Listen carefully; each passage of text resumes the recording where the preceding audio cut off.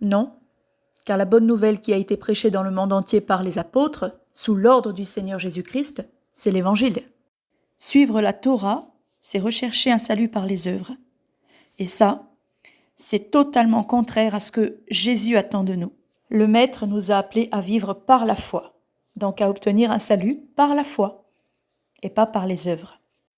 On peut lire ceci en Éphésiens chapitre 2, verset 8. C'est par la grâce que vous êtes sauvés par le moyen de la foi. Le moyen de la foi, c'est l'Évangile. Et cela ne vient pas de vous, c'est le don de Dieu, donc le don de Jésus-Christ, qui est la parole faite chair et qui nous accorde à tous un salut par la foi et non par les œuvres. On peut lire en Romains chapitre 11, verset 32, que Dieu a renfermé tous les hommes dans la désobéissance pour faire miséricorde à tous. Cela veut dire qu'aucun homme ne peut être sauvé par ses œuvres. Excepté Jésus-Christ, Dieu manifesté en chair, qui est venu nous visiter et qui a accompli la loi et les prophètes. L'Évangile, c'est la Torah accomplie par le Christ. Donc pourquoi revenir à quelque chose d'inférieur, à une loi des 10 commandements qui est inférieure au Nouveau Testament, à un prophète, Moïse, qui est inférieur à Jésus-Christ le Messie? Car il y a un seul Dieu et aussi un seul médiateur entre Dieu et les hommes. Il y a un seul chemin, Jésus-Christ homme. Il est le chemin, la vérité, et au bout du compte, tu auras la vie si tu le suis, parce qu'il t'a promis le salut, si tu le suis.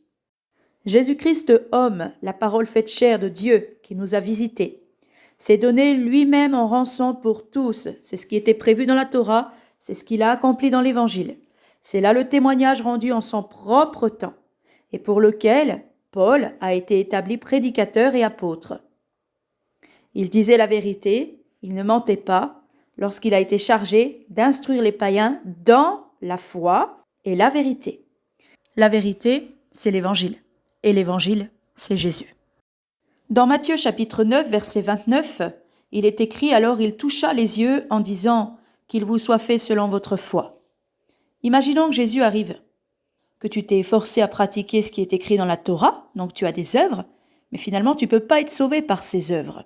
Comment vas-tu obtenir un salut qui se gagne par la foi en la personne de Jésus-Christ et en mettant en pratique son évangile, en imitant sa conduite? Jésus a dit « Personne ne peut servir de maître ».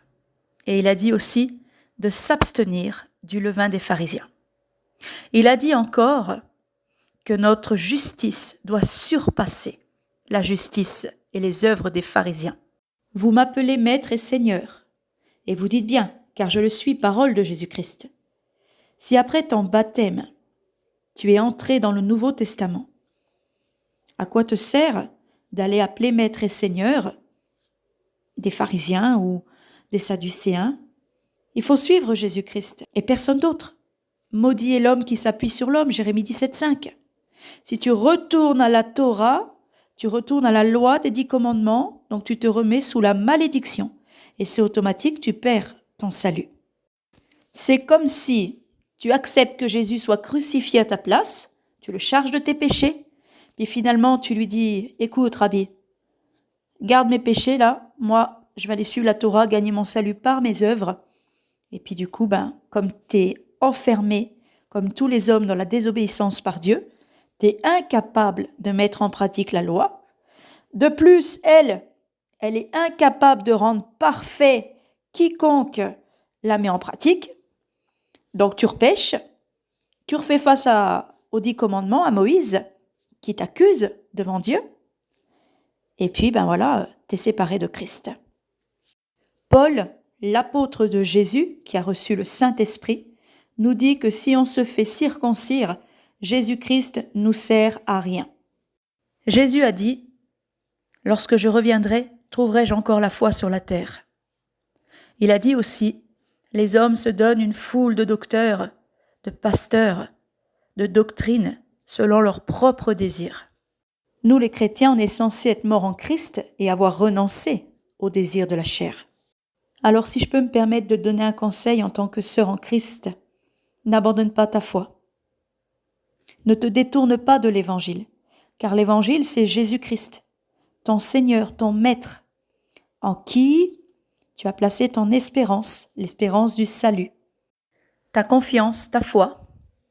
Hébreux chapitre 10, verset 14. Jésus-Christ, par une seule offrande, l'offrande de son corps à la croix, il a amené à la perfection pour toujours ceux qui sont sanctifiés. Sans effusion de sang, pas de pardon, mon ami.